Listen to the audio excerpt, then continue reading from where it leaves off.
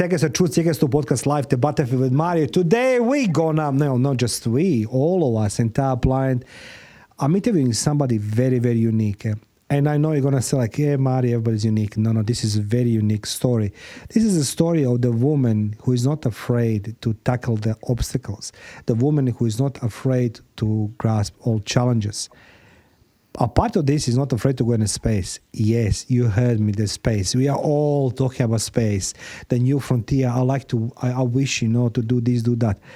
My guest today, her name is Lina Borozdina. She's born in ex-USSR, today Ukraine. She's reside in United States. And she was in space recently. And all of you now have the opportunity to jump on Lina, not physically, metaphorically, of course, and invite her to learn what it is to be in space. Lina, welcome to the podcast Live, the Battlefield. Hello, everyone. Lina, Thank you for joining me. We spoke 2 weeks ago. So like when I saw you in a podcast with my good friend in Ukraine, Bogdan, I said to Bogdan, who is this lady? He says to Mari, you must have on a podcast. So like, I will, because I listen to everything. So Lina, let's go start from the end. You just returned from the space travel, right? Correct. Okay, just about that's a month ago, unique. actually. So it's still fairly new, and it's not quite settled in yet. So it's still trying to process the whole. That's remarkable itself. What you just say. Happened. Yeah, that is it. So let's go start now. We all know what to expect. This guest of mine, it's somebody who has a lot of courage, because honestly, guys, I'm not sure should I sit on a plane or rocket or just go into space.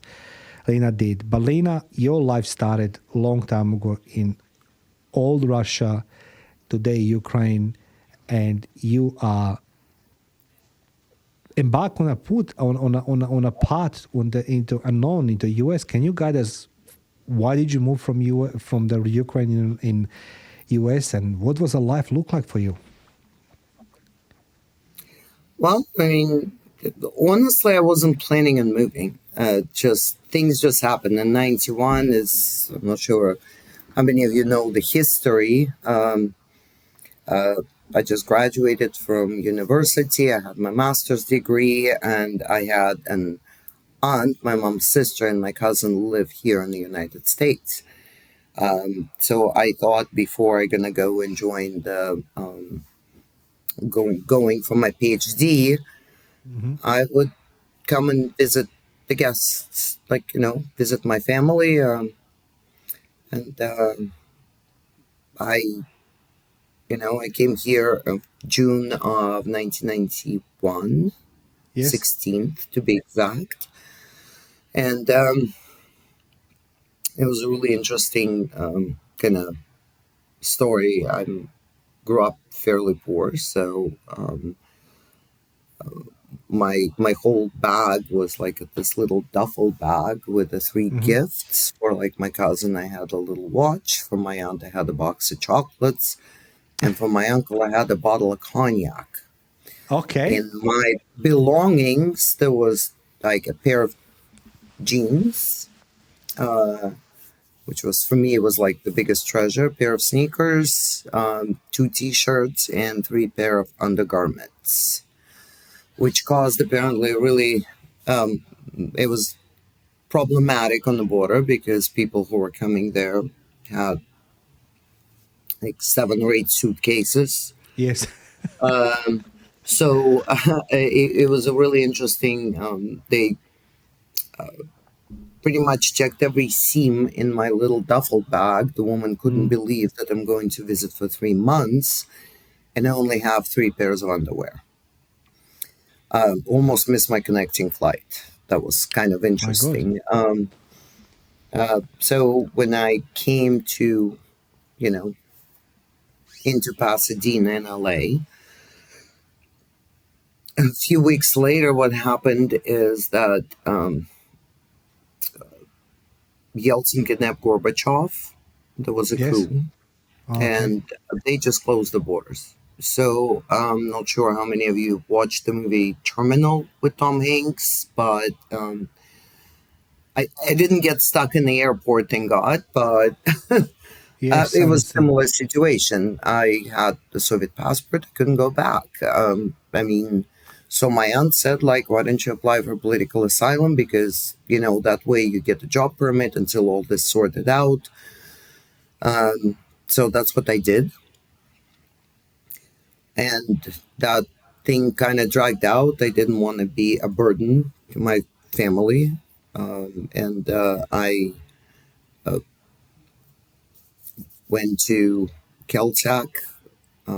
Actually walked from my aunt's house to Caltech was about five Yes. kilometers every day to their library. I got the book. It's called Who is Who, and the blue pages for the younger generation. That used to be how we used to look for jobs. So you go in. I was like Yeah. in monthly publishing. So the companies had listed their contact information, address of a company, what the company does. So I just randomly start picking the picking the names out of the blue book and sending my resume out. Yes. And I got one response, and a funny thing, because like my full name is Lionella. It's kind of a made up name. uh, my family decided to be creative. Aren't you Lina proud of for that one to short. be creative? Yes. So, but the what caught my eye was, call it serendipity, call it, I don't know, some sort of a coincidence. But one gentleman's name in a biotech company in San Diego, his name was Lionel. So like my name, but without an A. So a Yes. male version. And I thought maybe it would be a coincidence because they really didn't have anything that was matching my education or my experience. Hmm. And I just, for shits and giggles, just sent my resume out. And that's the company that contacted me for an interview in San Diego. So I went for an interview, took a Greyhound bus, stayed on some distant relative's couch for the night, went to an interview, wore clothes for my cousin. Yeah. I had a white blouse, black skirt, very professional. And I had that interview. They said, like, we'll let you know. And I just decided to have a pack of CDs with me. And the company is located in kind of what they call it the Golden Triangle. So that's where all Yes. the biotech companies are. So I just went door to door with my resume. I see the biotech company's name, and I just start heading my resumes. And my one company, I walked in, and I guess the big boss was there in the front door, and he says, "What do you want?" I said, "Here's my resume." And he said, "We have a position like washing dishes and making buffers. Minimum wage, $5 an hour." I said, "I'll take it." He says, "Monday, show up at work." So can I ask you something, So Lina? Like you're not afraid to start your life. I mean, nobody was holding your hand. Nobody told you yep, what to do. You just use the common sense. It's like, okay, I need to do a job. And your first job was washing dishes, if I correct, in San yep, Diego, correct? pretty much for 2 months, that's what I did. And while during that time, I found I I slept on I slept on people's couches Hmm. because the whatever distant relations, their grandma was like coming back from, Yeah, she yeah. was in the hospital for like 2 weeks, and after that I had no place to stay. So this girl at work, she was a secretary, she offered a couch in her house. There was a bunch of roommates, so she says, you can stay with us until you get your first paycheck so you can pay for the room and Hmm. get the room somewhere. So that's what I did. And I pretty much, in the beginning it was fairly tough because minimum wage barely covers anything in the United States, but you have to start somewhere. I had nothing to my name. I had really no clothes, no car. So when you can It I ask you was something? not When you an come in easy US, start. Lena, you come from different environment, obviously. Like I mean, the Russia and US was a, Oh the yeah. so-called enemies. I mean, and then the Russia, of course, the entire Eastern Bloc was collapsed, 1990 and then 1991. But you come in the US. What was your first impression? What is people living in the US? Easy life, or you think they don't living life to the fullest? Well, I mean, compared to where I came from, having Hmm. hot water 24 hours a day and actually a bathroom or, a supermarket. Well, I remember like I went in the supermarket for the first time when I left. Now there are supermarkets, but Yeah, when I left in 91, um, yeah, that was a shocker for me. They wanted to yeah, apply for political asylum in the, meat department because I'd never seen so much different, other than привоз in Odessa. yeah. As far as the store goes, I mean, yeah, we had the open air market where we went, but the actual shop, the the crazy amount of different things, the foods, the clothes, it was overwhelming. Um, and even more overwhelming when you have no money. So Yes. it's, kind of a It's bucket hard to list. I people remember, it's hard to people yeah, comprehend this. And I mean, I'm not born in Russia. I'm born in Yugoslavia, but it was a little bit different. But that's like I know that in Russia was a difficult and as you said, like when you're walking in the shops in the US and have everything and on the hot water 24 hours. I mean, that's a big difference. So Lena, you stayed on that job. You're washing the dishes. You're not embarrassed. You're sleeping on the people lounges. I mean, and people will help you, and then you landed your first job, if I'm correct. And let's go, guys, to understand the Lena. She is into synthetic DNA. She can explain to us a little bit later. But your first job you landed was at $22,000 per year yeah, in eleven science, right? dollars an hour hmm with benefits. With So benefits. with benefits, with the medical insurance that was covered, with Yeah. you know um, stock options. At Mm. that time, I had no idea.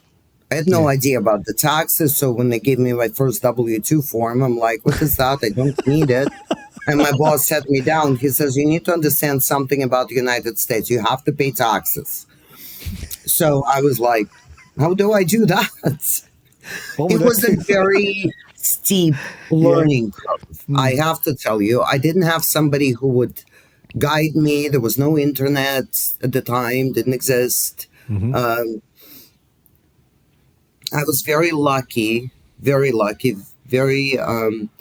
with people who I worked with. I made friends. I'm a friendly person. I was, there was some people who didn't like me because of where I came from, but in general, I still have friends from that era, 33 years. I mean, one of my friends, one of my first friends in this country, just who worked together in that company, just came to visit me. Yeah. Um, him and his family that just came to hear about the space flight came to Vegas. It was a very difficult start. Um, I mean, at some point, I've had like a baked potato in the fridge, and I was looking at that for about 2 weeks, and I was thinking, when I'm going to be really hungry, I'm going to eat that.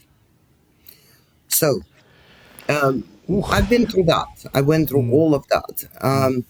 and it's it builds character. I didn't have a crown on my head; it didn't fell off. I did what I needed to survive without um, Without nobody's jeopardizing helping you. my integrity. So I would never judge anybody for doing any kind of job. I have friends who are janitors, I have friends who are multimillionaires, and you know what? They're people, they're doing what they're doing.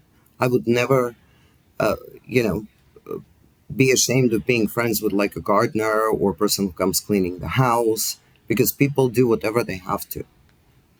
Nobody judged me. It shows your human face. You That's a know, humanity itself. That's what you're it's saying because how I was yeah. raised. It's I've never been snobby. I grew up poor, so I've experienced the other side of it. Mhm. When kids didn't want to play with me because I was not from a family with money. I didn't have cute toys to play with, things like that. So um, it's as I So say, some things in life when people born in specific situations, it actually builds a character, but some people can handle it, some people can't.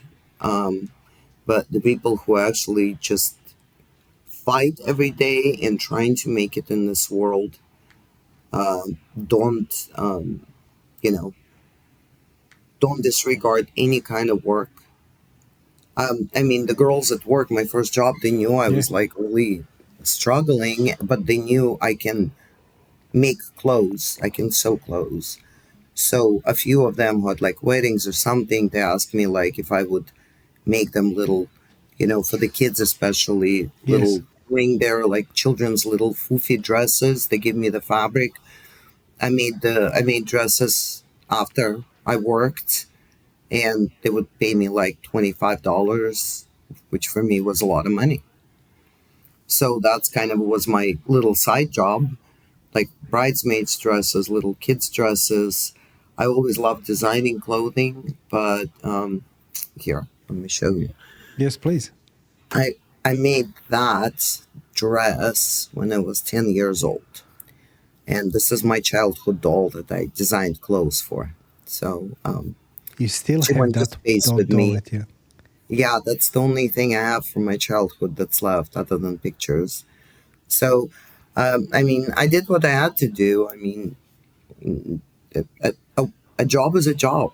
You know, Do you you think, trade your Lina, skill can I for ask you money. something? Like, in from that from your perspective right now, do you think that people actually don't reach their goals because they believe that life owes them, in terms like they are ashamed to be janitors, to ashamed to do cleaning, to do the low paid jobs because they think they deserve more. So they're rather gonna sit at home and complain, bitching and moaning and blame everybody rather than get some type of the job. Is that something? Would you agree with me? Well, I mean, it depends on the human. Um, yes, there is a lot of entitlement, a lot of like, well, life owes me, woe Mm. me. It's it's a part of our human environment, I guess, and it's lately just been a lot more of that because post COVID, even here, Yes. um, it's very difficult to. Nobody wants to work for doing groceries, bag groceries. They don't want to Yeah. do just basic, even waitressing, where you actually make quite decent amount of money because you're not only getting paid the wage, but you also get the gratuities or tips. Yes. Because the government was supplementing people with those checks. I wasn't qualified, but a lot of people did. They got lazy. They don't want to work. They just expect that the government is just going to keep giving them money. Reason why I'm asking this So because right I now, do like remember. you can, yeah, you can believe how many places we have an opening on their doors on their websites. How many jobs people trying to fill, and people just don't want to go and work because government gave me money. Why did they stop? And where Mm, do you think the money comes from? From people like me who pay taxes and who work. So my taxes keep going up. People keep getting lazier, more entitled. It's, you know, but again, I don't walk in anybody else's shoes. I walk in my own. I know how my life was. I know what kind of person I was. I could have just, gave up Give and up on everything, give up didn't on do everything, go back in anything. Ukraine. Yes, that's correct. Yes, but you did it. You display that courage. Pretty much. Like I try to people learn from this lesson to just listen to you, because like this is the biggest. This is the real stuff. I mean, this is what the people don't understand. You can't buy this in the books. And as I said, like guys, I'm imploring you to all the podcasters across the globe, feel free to ask the Lina. Lina, she is not somebody who escaped country. She left the country. Most of the people I'm hearing today podcasters, when they say to me, "Oh, I escaped to Russia," I mean, communist Russia. Like, I think myself, like, why? You think that only KGB was chasing you, like, whatever it is.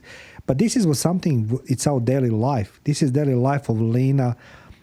And Lina, she didn't face only unknown. She faced something was a call, I need to put my pride on the side and do the things best. So she improvised, adjusted, and pushed it ahead. And after first job of the cleaning the company, she landed the first job in science. So $22 per hour, need to pay the taxes. Yes, and yes, I did. Yes, I did. And it was, as I say, it was a learning curve. yeah, Plus, my English was not as well. I knew how to read and write, but yes. to communicate, especially when you're learning a British proper English and you come to Mhm. America and your ear is not used to the sound, it's a very different language. It's a different slang. When Mm. people were asking me first, what's up, I would look at the ceiling. What's up is like, how things going? And, you're like, Yeah. what's up? Ceiling, Yeah. a Yeah. roof, you know, a bird. What's up? Yeah, that's So, true. of course, even till this day, I made some obvious English mistakes. So my friends still remember, still making fun of me about it, but in a good way, because I started doing crossword puzzles. And the crossword puzzles, I had a big Oxford dictionary. So I would sit and solve the puzzle like a newspaper every morning. I would get a newspaper and I would do a puzzle. And if I didn't understand something, I would go into the Oxford dictionary and I would look at the definitions. So that way I increased my vocabulary Vocabulary. Yeah. by a lot. And I started in a company where nobody spoke neither Russian nor Ukrainian. Everybody speaks English. My boss actually sent me to college, Yes. school paid for it, at night to take an English class to improve my writing skills. And all my colleagues, like my first lab mate, his name is Anton, and he would say, Lina, go in the lab. If you don't know something, go point and say, Anton, spell. So I was surrounded by people who spoke English, so it was easier to immerse That's into correct. Yes. Yeah. into it because Mm. I know quite a few people who are now, obviously San Diego has like had a very big Russian speaking community. So people would come in and they would just stay around within the community, and even after like 20 years they barely speak any English. I was told, like, as a joke, in New York and Brighton Beach, Chinese people who have little shops there, fruit shops, they would speak Russian instead of English because that way they could have the business. That's a big Russian, they call it the Little Odessa, that area. A Yeah. lot of Russian immigrants, or Soviet immigrants, a lot of people from Ukraine. So it's kind of a, I've been thrown into it head first, and you have two choices: either sink or swim. I'm a good swimmer, so and you know I envisioned my life was completely different before I got on that plane to America. My life was planned. I was planning to go to get my PhD. I've had a Yes. couple of offers from different institutes, and You ended up but in one the thing I didn't US. So get. like this is what the people need to understand. If you really want, doesn't matter. You're on an intersection, a raining with, and you're with an umbrella. If you want to stay dry, you will stay dry. Lena, Right. she demonstrated this. This is the point of the life. I always say to people, you can't learn from those who say to you what to do, but from the people who can demonstrate how to do it. And Lena, she demonstrated this one. Lena, but there must be some love story as well. It's not everything just a bad thing. So you obviously met the man of your dreams, Nope. man number one, man number two. No? Man number one was a loser, and the man number two was a loser. Why they're losers? So If I my little bird told because me, I worked and they say, oh, there's a girl that's going to take care of me. okay, Of course, I was raised to, love and romance and things like that. Yeah, bullshit. yes, Not everybody gets that. So my first one was a cheating bastard. Uh, I'm Slept sorry, I'm with some laughing. stripper who called on the house phone to say, what are you doing with my boyfriend? I'm like, are you talking about my husband? She hung up immediately. So we actually got the divorce fairly quickly. Um, I worked, I didn't. So my Yeah. second one was the same. As soon as we got married, he's like, well, I'm going to take a sabbatical for a couple of months. 10 years later, I filed for the divorce. He set himself on a bar stool drinking. For me, marriage meant something. If I give somebody my Yeah. word, I'm going to be. Yeah. So I've been single 15 years now. Um, and honestly, yeah, I date, but I haven't met the one. The number And one, when the people, main number one. yeah, and it's funny that my everybody asks, why are you single? I said, I haven't met somebody who can complement my life, who can add to my life. Um, I'm overqualified, obviously, for dating scene. So, but Oh I my am God. perfectly okay with that because, it, it's weird. I don't know how to like really put it into words. It's pretty much, I wish brilliant women had the confidence of a mediocre man. So Oh, that, okay. that. And everybody tells me like you're intimidating. I said, why am I intimidating? Well, because you're successful. I said, so is that the only, you know well, you went to space now, like which man's gonna go and stand next to you? I said, the one who have a pair of balls, you know the That one is, who I agree with you. actually Like, I think that feel. men should Yeah, be flattered that he had a woman who can yeah, pull but like him. not And the woman that he wants to control, put down so she doesn't run away, yes, you know and I don't, as I say, maybe when I was younger, obviously, when somebody told me, "Oh, you ugly," or "You fat," or this and that, yeah, it hurt. Now I know that it's coming. I wish I knew then what I know now. I wouldn't have made a lot of mistakes in my life if that happened. But that's the way you learn. That's the way you grow. And if I didn't, that's why my message when I went to space to girls, don't let somebody tell you can't do something. Do you know how many people told me, like, oh, your designs suck, you can't be clothing designer, you cannot do this, you cannot do that.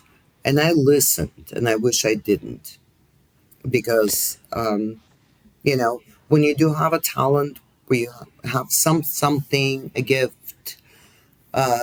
I'm absolutely horrible at any kind of music. I'm tone deaf, so I never got the piano lessons, or I can't yeah. sing. If I start singing, they start evacuating the building. So no karaoke for me, even. But So no karaoke bars for I you. know my shortcomings. I'm not an athlete. I mean, though I used to swim competitively, but Now that I've done a genetic test, I understand why. Like my dad have a fast twitch muscle and I don't. Oh, So I would okay. never make an elite athlete. Plus, I have two left feet, kind of.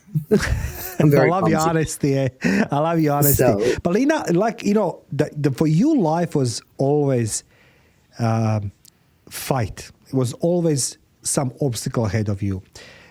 You know, every as I time. said, like you come from Russia, language, I know myself, even I was I come to Australia as a guest, I was working in diplomacy. When I decided to stay in Australia, English was my problem. And as I said, like you use the crosswords, I was using more. There was a calling communication on a bus, on a trains. I was listening how the people communicating. I tried to learn the words, but vocabulary was very poor. Maybe 60 words. Half of this was the swearing words. But I admiring how you are implemented your procedure, how to learn. So it's possible to learn without somebody holding your hand. Then the two husbands, which they're losers, the many women can learn from this, from Lina. So, but then Lina, you have the personal setback, your health setback as well. Well, yeah, that too. So when I left my ex-husband, my last ex-husband, the first one was like a blip. After a year, that was over. Yeah, yeah. This one was 16 years of my life. And when I finally walked out in the middle of the night because I was terrified, he was drunk, he's gonna hit me. Yeah. Majority was the verbal abuse, but um, I just ran out of the house in the middle of the night and went to sleep on a friend's couch. And I just had my first mammogram done. And I got that phone call um, a week later saying, you know, you Yeah, have an yeah. issue. We want you to come Communication. in. So yeah, so my freedom of 1 week didn't last very long before I got slammed with the bad news. And obviously that was a bit of a shocker. I was only 41 at the time. Um, and But you fought, this is what I said. Like I wanted people to understand. This is like in life, it's difficult, it's hard. Like you are the winner, Lina. That's a cell I wanted you interview. You know what I mean? Like it's easy to talk about. How's life in Ukraine? How's life in Russia? How do you feel about this one? But this is the woman, guys. I'm talking to the woman who has a more courage than most of the men. The life wasn't pleasant, and still no, no, you it are. wasn't.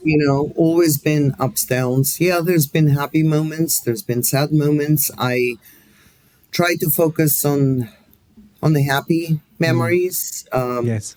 Because if you dwell on the past and what ifs and whatnots, yes, I did the retrospect for myself for the certain things. I mean, put it this way: if I got diagnosed with breast cancer before I walked out of that door, I don't know if I had the strength to deal with both. If I would be scared and stayed and got more abuse, and I probably would have died, and I wouldn't have fought because I didn't have a reason to. Um, Yes. it's I guess the life, when it throws you some curveball, it also gives you a silver lining. So um, Okay. he used that as a blackmail, making me to come back, saying, "Well, I'll take care of you." I'm like, "You never took care of me," and he threatened, he begged, he whatever he did because his paycheck walked away, and his punching bag, his emotional punching bag.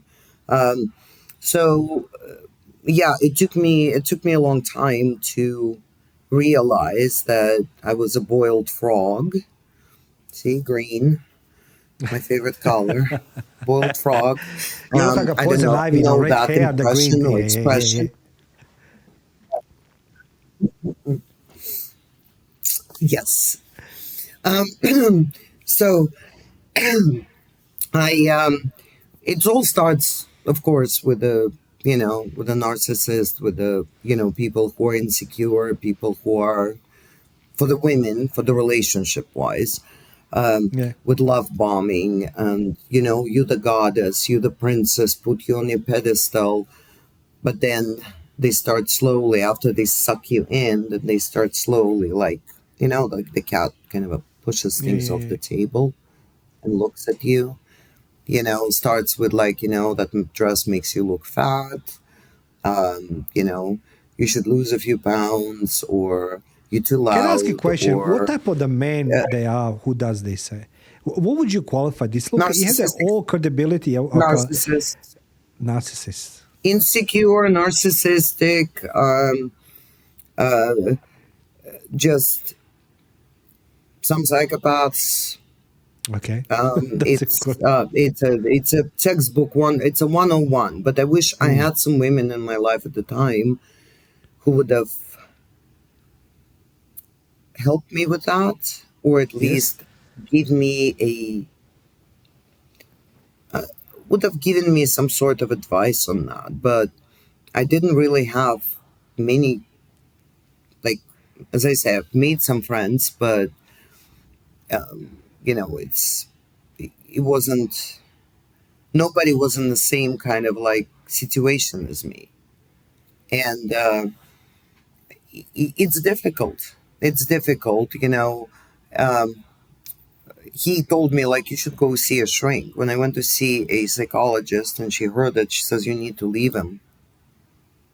First So he things, he just sent words you to out of her mouth. psychologist. He sent you Yeah, to psychologist. The psychologist says you need to yeah, leave because him. he thought, he said like, things are wrong with me, because he sits on a computer, does nothing all day, and I am, you know, I'm I'm the reason, because I didn't dress sexy for him, or I didn't do something. He doesn't work. He sits at the bar, he comes home drunk, and starts, you know, accusing me that his life is shit because I'm not up to his standards. I'm the one who works, I'm the one who pays the mortgage, I'm the one who looks like a top model at the time, not anymore, but, you know, and he's 300 pounds. When I met him, he was 190. Overnight, he pretty much put on the weight, quit his job, and, but that's his way I to like keep. it. Yeah. But But you that's know, how. Lina, I mean, like, so Lina, if somebody is any woman comes listen this right now, what advice would you give to any woman if they found themselves in a situation as you did with a man Boundaries. who is sorry? Boundaries. Set the boundaries, because if something is not right, don't just keep making excuses for the person. It's we got married. It's almost like switch flip. Okay, now she's mine, now I can show my true colors. It's very That's difficult, sad. and I That is understand. sad. That yeah, And yeah. you telling me about it? Usually, the people like that pretend first year they trying to be like all this perfect image, and then after some time after that they start slipping. Really good Mm. ones usually last about 2 years, Good. but I like it. yeah, before they Yeah, I start like it. slipping. And Mm. he was from a really good family. Uh, I absolutely loved his mom and dad and his sister and nieces. They were wonderful, and he was the black sheep. So, and he made me used to lie to them. It was like when they were asking me about how's Joe's work going and all this stuff. Yeah, things like that, they do happen. So, well, it's boiled frog syndrome, because to explain it, so if you throw a frog into a cold water, the frog does not jump out. You start turning Yes. the heat on just a little bit, because it's gradual. Frog doesn't jump out. You keep Yes. turning it and turning it and turning it to the point where the frog boils. You throw a frog in a hot pot of water, she'll immediately jump out. So That's interesting. the emotional abuse usually starts very, very slow. It starts with a small comment, small this, small that, but eventually it starts escalating and escalating and escalating. But compared to the previous abuse, to this abuse, to this abuse, you become a boiled frog. You don't even notice it. You know when I noticed it? Because like I was like dreading to go to sleep because he'd be at the bar drinking, and I just came back from a long day of work in the lab, Yeah. and I fall asleep. And at 2 o'clock, he'll come stumbling drunk in the house. It was like he's sleeping because if I say yes, he's gonna start a fight because he's drunk. So um, it's um, it's not something I faced that. I dealt with Yes. it. And yes, people say, well, why did you stay so long? Because unless you've been to the situation and you stay, And this is what I say. This is how we are it's learning. tough. You know, It's not it's not. a very hard, and plus I'm a very soft person and caring. I'm loving. It should have been easier if I took a skill and whack him upside the head with it, but I'm not the kind of. It's not my personality. So I stuck it out. I tried, but it's as I say, I got lucky because I walked out and then I got diagnosed with breast cancer. So You know what? For it was me, my in my own. I've had books, enough. I've had yeah, enough. So I walked in out. in my books, you are the winner. And I say, I will wish every woman to look at you, because it doesn't matter what we saying, we're hearing from all these experts on the social media and life and everything else. You don't know till you don't talk to somebody who lived that life, as you say. You know what I mean? It's easy to ask questions. Why did you stay with somebody? Why did you do this? Yeah, but you know, if you're not prepared to change yourself, and you were prepared to change, you left a marriage in the middle of the night. Week later, you're diagnosed with the cancer. Palina, in nothing else, I know that it's not easy to say this. You fought, and that's like admiring for this one. Truly, it's not easy for me to say I'm admiring for your fights, because we all deserve some good times in life, and you said you choose it the nice moments, positive moments, which leads us now to the most envious, jealous moment of your life. Okay, Yeah. guys, I want you to grasp yourself now. I want you to understand. In Australia, we have this called tall poppy syndrome, and people are jumping out a little bit with something. Everybody try to cut them down.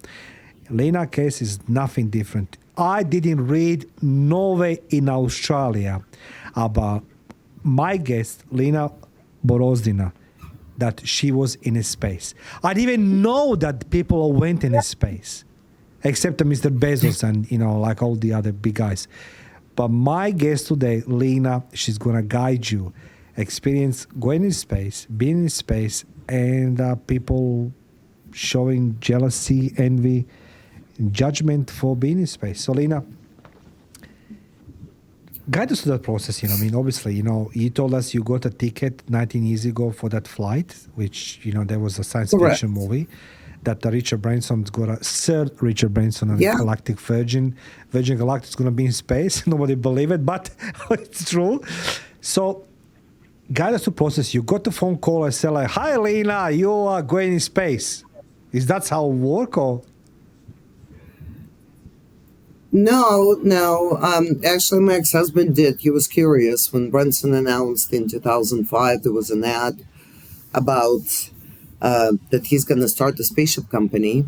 It was on his show Rebel Billionaire. Yeah, It was like one of the challenges to come up with a slogan. So the slogan that won says, "Space is virgin territory." I still have a T-shirt, the original T-shirts that have that on its back. It's like one of my prized possessions. Uh, yeah. and then during the Super Bowl in February, he actually run an ad that he started a spaceship company, Virgin Galactic,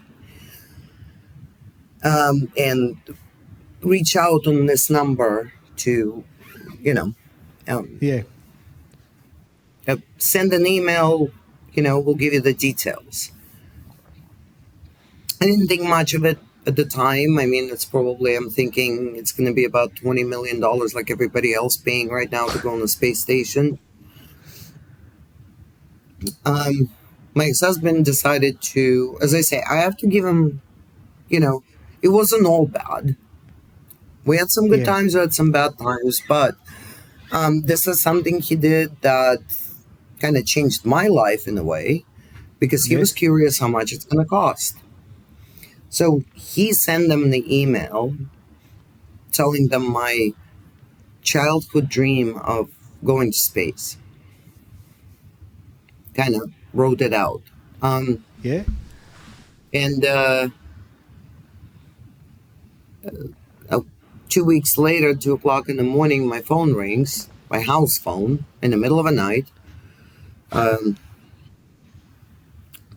this lady on the phone, just like, "Hi, my Susan. I'm Susan. I'm speaking to Lina," and I'm like, "It's 2 a.m. in the morning. Who are you?" And she introduced herself. She apologized. She says, "Well, can I call you in a different time? Not, but we would love to talk to you. We really like your story about your desire to go to space. We're trying to put together a group of people to go who are a very passionate about it, because that's what the whole process was, to actually get people not just buy a ticket for joyride, Yeah. but also create a community of people who love space, who always Yes. dreamed it, who always looked to the stars. And so I went to meet with Susan, and they offered me a ticket in the founders group. Thing about the founders group, it was the initial investment into the company to start the Yeah. process. Idea remains an idea until somebody puts the money behind it. So Yes. our first 100 spots were, conditions were, you have to pay a full $200,000. Then we had Voyagers who had to pay 50, and Pioneers who had to pay 25 deposit. Yeah. So I kind of had this fire lit up under my butt. I was like, I have to make this happen. Yeah. And at the time it was still early in the marriage, and you know, my ex-husband decided to, you know, look at it as an opportunity. Um, so I took the second mortgage on the house. Obviously, I was paying the one and the other. Um, and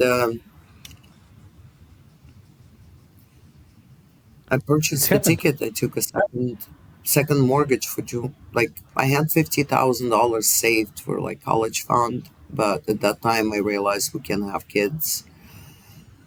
Uh, so I took a 150,000 loan plus the 50,000 that I had saved, and I bought my ticket. And that's kind of 19 years ago. It was just an idea. God. Ansari X Prize winner, scale Yeah. composite, Bishop won. Richard approached him during the when the second flight went up, the one with Brian Beanie. It was the Hmm. winning flight for $10 million. And Richard Richard saw an opportunity because it was his dream as well as a kid to Yes. go to space. As a At that time, the multi billionaire, he could have just bought the $20 million ticket and went on the Russian space station. He could have done that. You know what he did? But he has a He vision did this like for his yourself had. kids, for his grandkids. Exactly. So him starting Virgin Galactic was make space available for everyone. And that Yes. is people like me, people like um, the future astronauts, the astronauts that already went. Uh, First person from Pakistan went to space. The country doesn't have a space program. Uh, One of my Japanese future astronauts who came actually to support me, Noriaki Nami, he's got a prosthesis. He doesn't have a leg. My God. And if you look at the NASA regulations or any other space regulations, to become an astronaut, there's very, rigid bracket: height, weight, health. You have to have Yes. all your limbs. You have to have a lot of things that puts that percent of people into an extremely small percentile, less than 0.1% of a population that would qualify to actually become a NASA That's a very definition of small an number of astronaut. people who can actually go into space. That's correct, yes. Correct. Correct. So far, I'm less than 0.1% in 1 billion population who's been to space. You know that 1 it's a mind billion. blowing. So like when I saw Bogdan interviewing you, Yeah. and I thought to myself like, why I don't know. I read everything across the globe. I always sticking my nose in every possible social media platform to see it. And so like, why did he know that woman, she was there with that group of the people in space? For some reason, there's obviously jealousy, envy, and everything, all these things, right? But if we say, something bad happened, we're going to know straight away. So what was the process? You got the phone call, you say, okay, you go into space now. And what was the process then? You need to go, obviously, medical, obviously, Well, need to go some preparations. Did you run marathon? Did you need to lose like a 50 kilos or did you? no, I did not need to do that. That's another reason with this particular system that the Yes. mothership takes you up to almost 50,000 feet. Ours went to 46. At that point, when the spaceship released, you're almost on. I mean, obviously, we did experience gravity, but we're not fighting the nine coming from base of the Earth. Yeah. We up in space, we only experience 3.5 to 4.3 Gs, which is doable, which is not Yes. that crazy as far as the gravitational forces. Yes, Okay. the X forces when we actually was flying up straight up in space on my chest was feeling like a big elephant just came and like put himself there. So if any of the viewers want to experience what it is to experience the G's on your chest, which is the X, the Z's are very difficult to imitate, but the X is so what you do, you hug yourself really, really tight and then try to take a deep breath. So it feels like that. Um, when, as I say, after this long wait time of, yeah, after during my divorce, I had to give my ex husband pretty much everything in exchange to keeping my space flight. Yeah. I started sleeping in people's couches again. So I started from scratch in Again. 2010. Back to back to that, except I did have a job, Who are a you? really Like good job. seriously, no, seriously, you deserve to be on every TV station. I think like you're the benchmark for every woman and the man. Honestly, I'm saying this. Look, guys, I never met Lina in my life in person. I just like I stalk Lina because of good my friend of mine Bogdan, who has run his podcast in Ukraine, and I said to myself, there's something more about this woman, not just knowing not in the space. But in this interview right today, right here, right now, you are the real model, not role model. You're the real model. You're not afraid. I mean, who can say this? Like 2 marriages, guy picking up everything, the cancer, going in space, I mean, learning language, try to, the only thing what it's connecting you with the reality of where you're coming from, it's that doll you brought with you, which you made at age of 10, right? So, like, Lina, you should be proud. You should, everybody can look at in your eyes and say, stop bullshitting to me that is not possible. You demonstrate again that impossible, it's possible. You slept in a people's couches, to build your dream, go into space. So, like, seriously, and I mean, who are you, eh? The Robocop, an engine, something,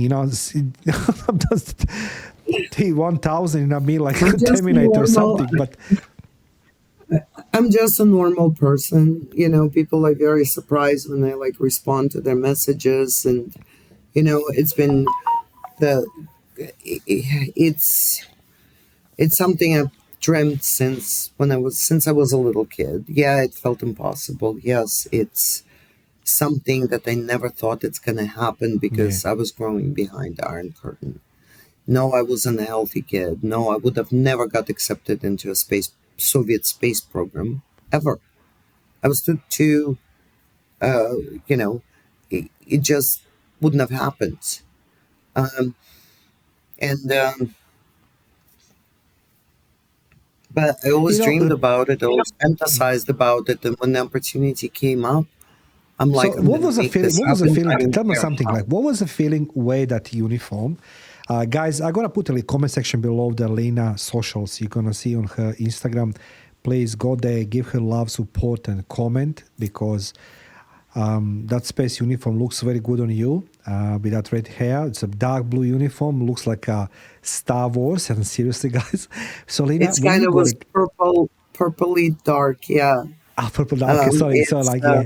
yeah. So, like, what was that feeling when you wear that uniform and you said, like, okay, you need to work and walk in that mothership, with other guys. We can see on the videos from the mothership. We can see guys on Lena profile. It's a videos there which been recorded. So when you walk on that mothership, obviously, like how did you feel? It was. I tried to compartmentalize it. Like I was trying to like during the training. I knew I cannot get emotional. I cannot like cry. I cannot. I'm like, okay, I'll get through training. I'll just go through the motions. I'll prepare myself 100%. Um, Even when we got into the spaceship and strapped in, and we're sitting there and we're hearing the pilots going through, I'm thinking, okay, it's just like it was in a simulation, what we got trained from. When it hit me, it's when When Eve moved. Like the first few meters on the runway, that's when it hit it. I'm like, it's finally happening. So that's when I was like, oh my God, I start feeling the tears welling up. I'm like, okay, I'm not gonna yes, cry. I'm gonna just, I need to concentrate. It's a journey. It wasn't just that moment in time. It's that when the whole 19 years of journey to that point hit me. That more than 19 years, yes, you know, 50 plus years since I was a little kid. And that little girl going to sleep, dreaming about being in a spaceship. All that hit me pretty much like an avalanche.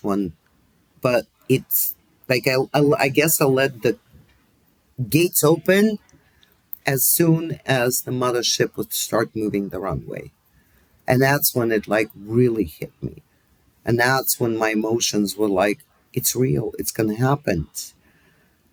And we're flying. It was about 45 minutes um, to go up. We didn't really yeah. talk to each other because we have To to reach like altitude, pilots yeah, doing that area, comms. We yeah. have to listen to pilots because they're doing like pressurization checks. There's certain steps we were, um, looking out of the window, beautiful view. And when we get to the -10, I really like trying to concentrate, make sure I don't miss any clues, anything that's important. Then we go to 5 minutes. That's when the mothership starts disengaging all the umbilical cords. It's Right? true mothership. It feeds the spaceship. That's another kind of amazing thing about this technology. Yeah. And then we go to 1 minute countdown. And I'm like, I at that point I'm in the zone. I'm like, okay, don't miss it. Don't miss the countdown. You need to do certain things so you don't gray out. You don't like panic. Nothing. I'm at that point. I was just I got to get through this.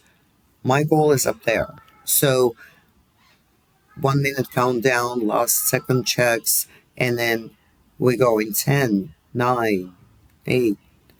At 5 seconds, that's when I grab my straps like that. I braced my legs because you have to do the anti-gravitational maneuver. So you scrunch your thighs, your buttocks, and your stomach. Like you go like, "Arr!" So what it Oh my. does, it takes about 5 seconds. The blood from your extremities get pushed into your head. Oh, So when you jeez. drop, the Z force, because that would gonna push the blood away from your head, and that's what people go into a G lock, which is gravitational loss of consciousness.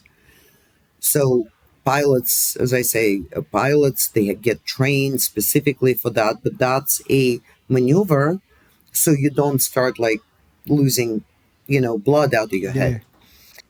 yeah. And 5 seconds prior to the release. So I'm all scrunched up, I'm ready to go, and they're going 5, 4, 3, 2, 1, release, release.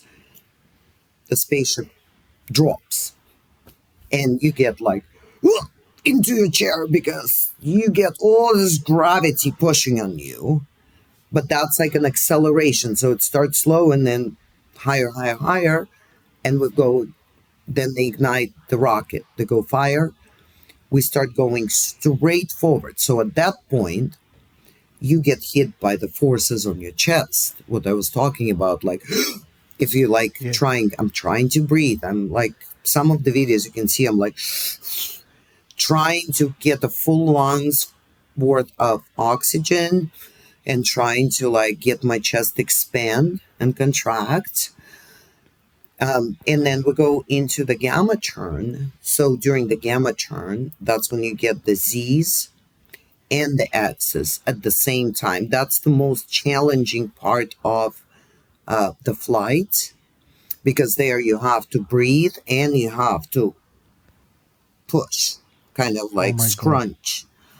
But then and we're sitting like this. So when we start going like that, so you're pretty much tipping backwards with the spaceship. And when we're going up like that, I'm actually laying on my back. I mean, technically I'm sitting, Yeah. but when the ship turns face up, you like this. You like Yeah, this yes. is your head, this is your body, this is your legs.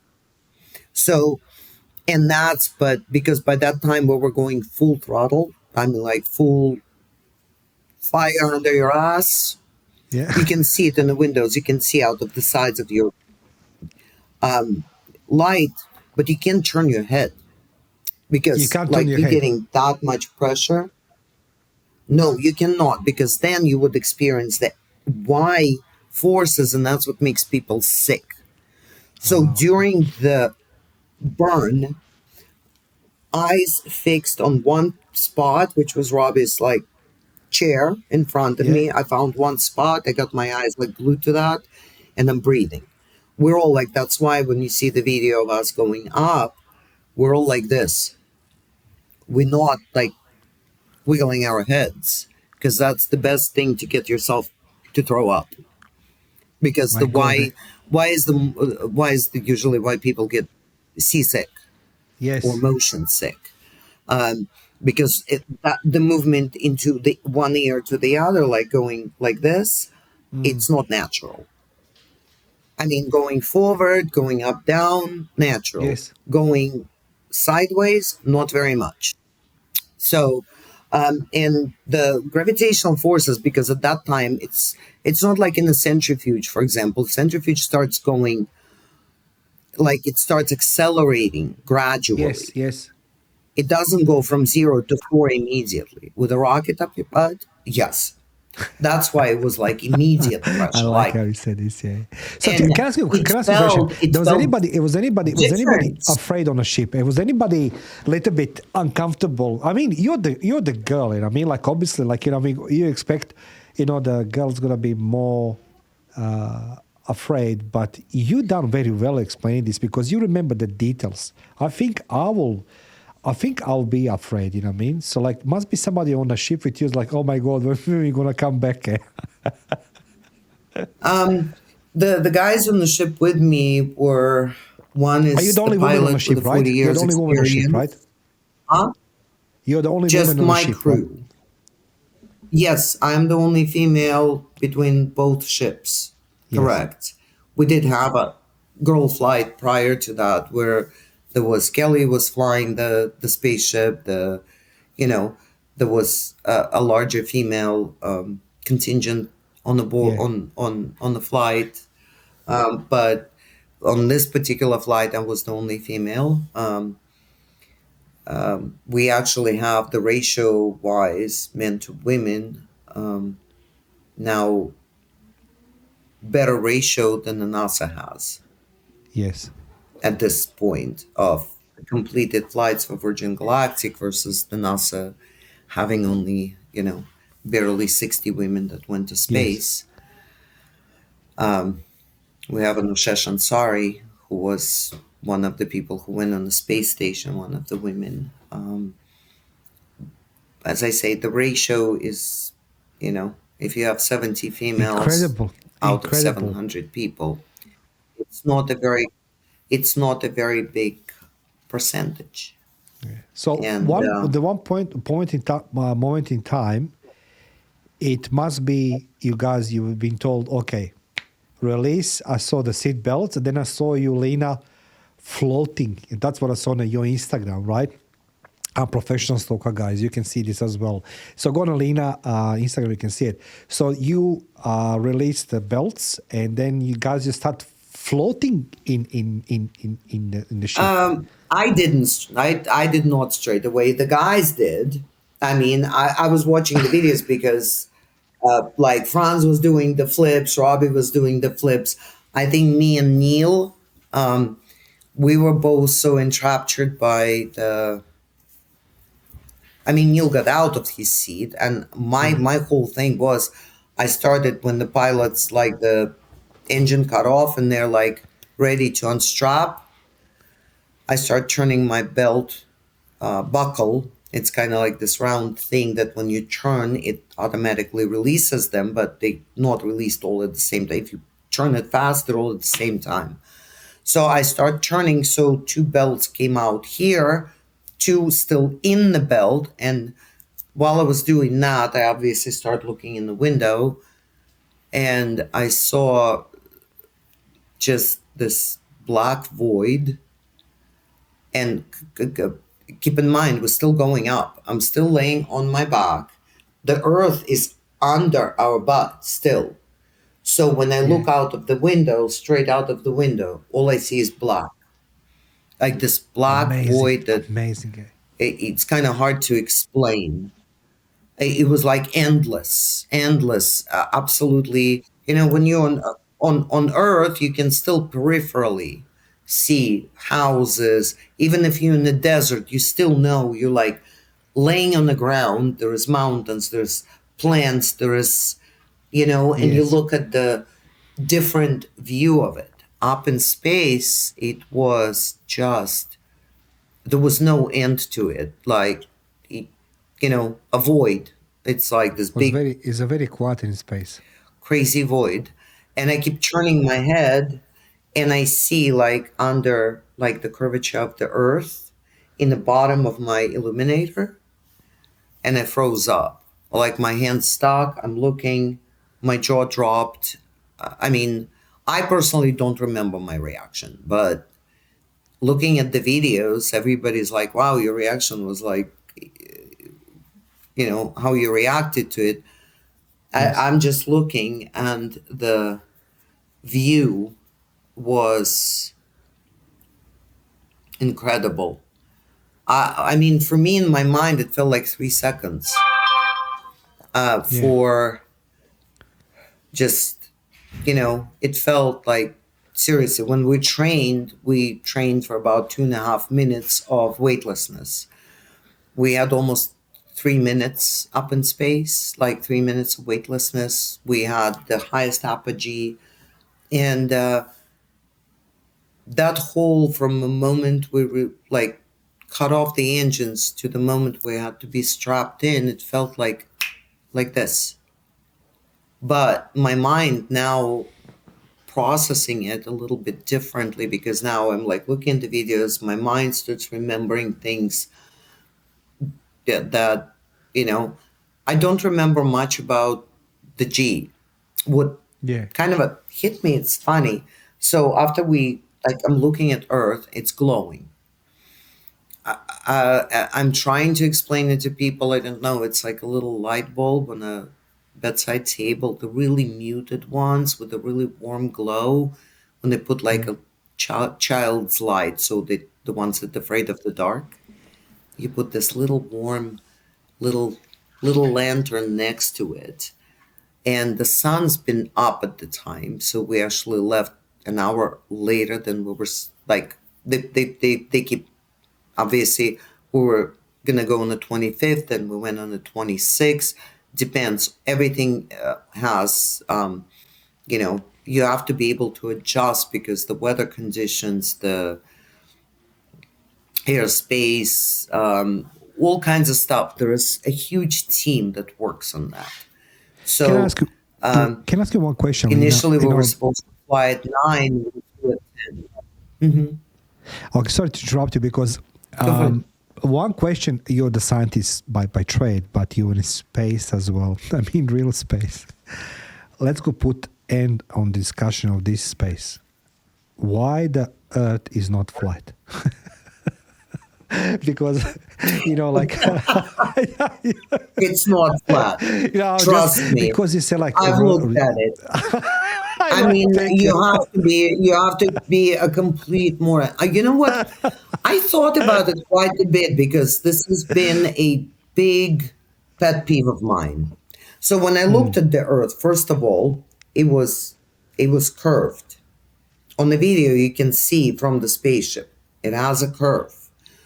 From the top window, people, it's flat on there, but because the top window in the camera is only pointed in one direction, and the top windows are different than the one that you actually look in with your own eyes. People saying, it's a screen, it's all fake, it's all this. No, it's not.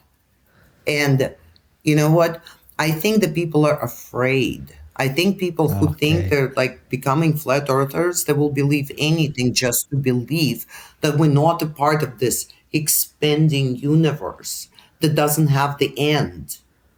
Because as a kid, I used to think like, okay, so if our universe, I'm laying in bed, like how I put myself to sleep. Yeah. People count sheep. I was like, okay, this is our universe. But then there's the next universe. And where's the end? It's like putting two mirrors together against each other. And the reflection in one mirror, that is infinite. Some people may be terrified of the infinity. They want to be in a box. They want to have the,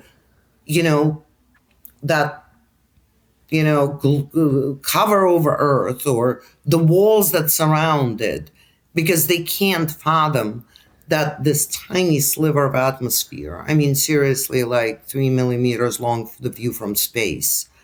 And it was fluorescing. It was like glowing from the inside. The view just, picture, I'm so glad. Can't describe this. And when you look at that, this little fragile, little light bulb that's floating in this endless void, it's terrifying. It's like it puts things in perspective for you that little tiny thing, that's our oxygen, that's our atmosphere. That's gone, we're gone. Wow. We're the third rock from the sun. We're floating in. I mean, the way how you describe this feeling. For some people, it could be. The way you're describing this, it makes me. I'm a scientist. Yeah, that's a say like that's what I say. Like you're the scientist by trade, plus you're in a space. So like this is. It gives a new perspective, when you say this tiny you can position the camera in any way to prove that air. something's flat. Yeah. Excuse me? But even when you fly on the airplane, Even when you fly on an airplane at 35,000 feet, you can see that the Earth is not flat. There is a Yeah, of curve course, to it. culture, but it's like, I And, want to, you know, I I want would everybody recommend now every hear single flat Lina. earther. Um, I want everybody heard Lina. She was in space. you So freezing guys, up, if are you? everybody, You froze up. sorry, he there? You keep Hello? freezing up. We have a bad connection.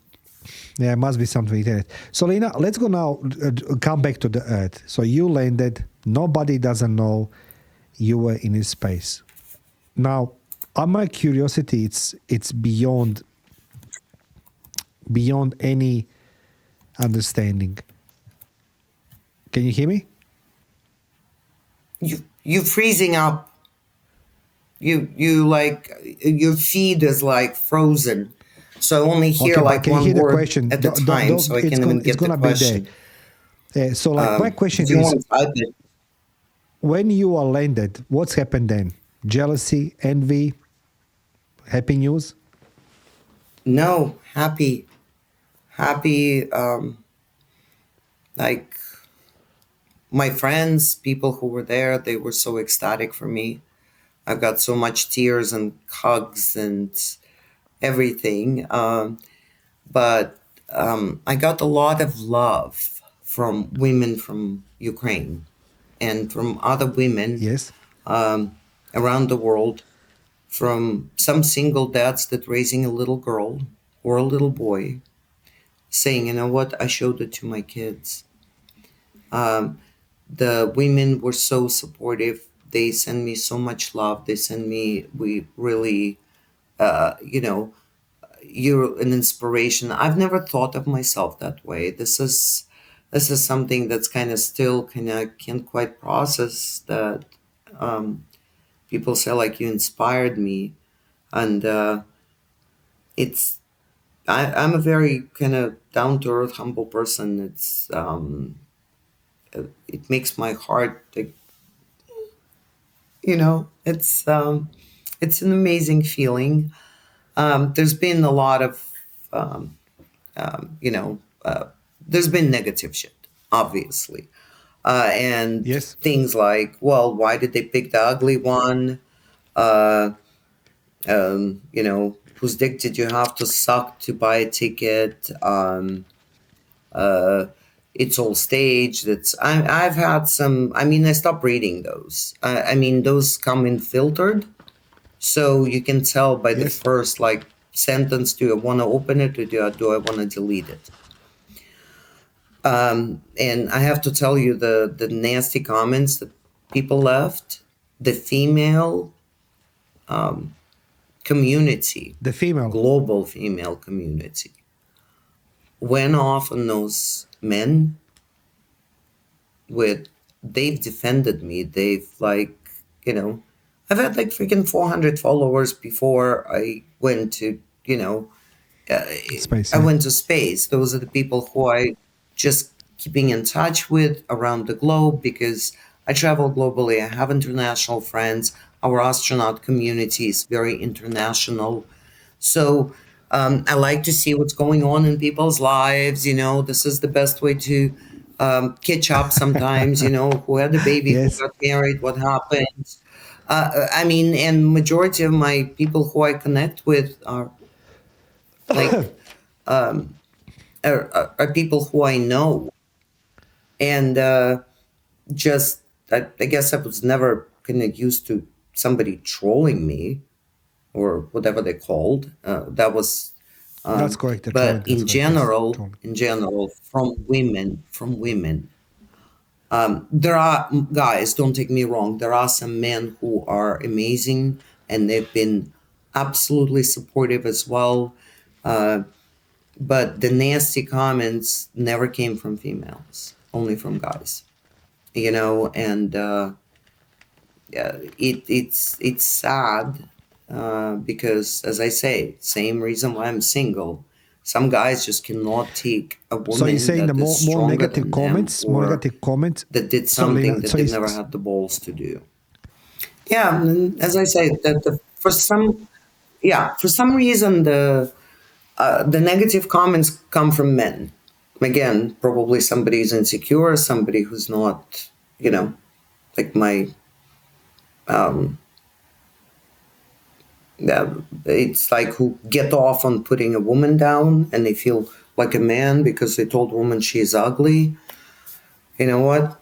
It doesn't bother me because I know it's not me. As I say, everything I went through in my life, I've learned a lot of this kind of poison comes from their own insecurities, their own incompetence, impotence, whatever you call it. And I don't take it personally. It was just a bit of a shock that, why would you go out of your way to just make somebody, to shit on somebody's parade? And I'm personally just tell those people, go see somebody, see a professional, try to deal with your own insecurities. And, being an asshole online to somebody is not going to make you a better man. That's pretty much it. And I'm not apologetic about it. You're not going to get bigger balls or bigger dick if you're a dick. So, but I'm trying to see if Mario can still join us since it's his podcast. But maybe we'll do this again some other day when all this is, we have a better connection.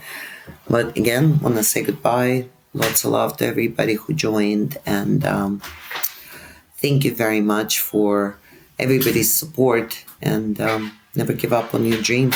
And don't let anyone tell you cannot achieve something or do something. That if you put your mind to it, you can make it happen. All right? Thanks. So, ladies and gentlemen, my friend Lina from United States, she was the first lady from Ukraine actually to be in a space. So Lina, she's originally from ex-Russia, but then today non-Ukraine. And Lina, she faced many obstacles in her life. And there is no doubt that many of you guys, you can talk to Lina and learn so much from her. That being said, I'm very grateful that she is today with us. And we have the issues with the internet, as you can see it. And I apologize for these technical glitches. This is something out of my hands. This is what's happening when you're recording online. But I'd like to say thank you to the Lina for being my guest today. Hopefully gonna have the opportunity to talk to her some other time as well. So yeah, I'm gonna stop this recording and we're gonna talk to Lina in some other times. So guys, thank you very much for watching Live to Battlefield. Apologies for the technical issues, but that's like it's out of my hand. It's internet day. So we're gonna continue this some other time with Lina. Thank you for watching Live to Battlefield and stay in touch.